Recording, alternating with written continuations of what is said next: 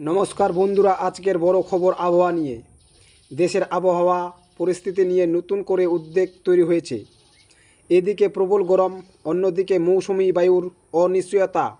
আবহাওয়া দপ্তরের সাম্প্রতিক পূর্বাভাসে উঠে এসেছে বেশ কিছু চিন্তার বিষয়।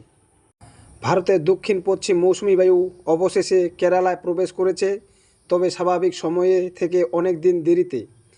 বিশেষজ্ঞদের মতে এই দেরি কৃষি, জল সংকট এবং খাদ্যদ্রব্যের দামের উপর প্রভাব ফেলতে পারে।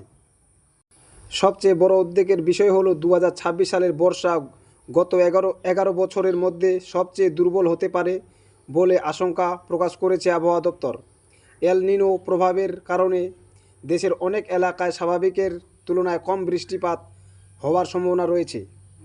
এর ফলে হতে পারে, প্রথমত, কৃষিক্ষেত্রে বড় ধাক্কা লাগতে পারে। ধান, ডাল, তেল বীজের মতো ফসলের উৎপাদন কমে যেতে পারে।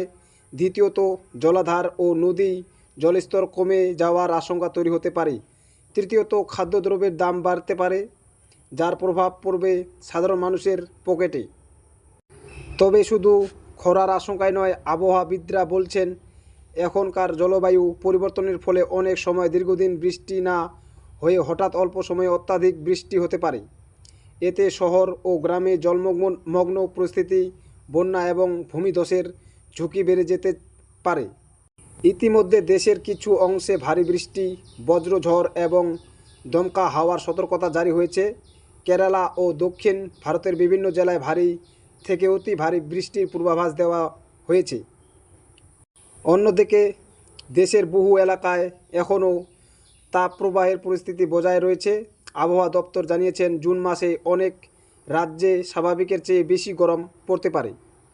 তাই বিশেষজ্ঞদের মতে পরামর্শ, আগামী কয়েক সপ্তাহ আবহাওয়ার দিকে নজর রাখা অত্যন্ত জরুরি। কৃষক, মৎস্যজীবী এবং সাধারণ মানুষকে সরকারি সতর্কতা মেনে চলতে হবে। শেষে একটা প্রশ্ন থেকে যাচ্ছে, এবার কি দেশ খরার মুখে পড়বে, নাকি হঠাৎ অতি বৃষ্টির কারণে বন্যার পরিস্থিতি তৈরি হবে? সেই উত্তর দেবে আগামী কয়েকদিন বা কয়েক সপ্তাহ পর। ধন্যবাদ। আরও এমন গুরুত্বপূর্ণ খবর পেতে চ্যানেলটি সাবস্ক্রাইব করে সঙ্গে থাকুন।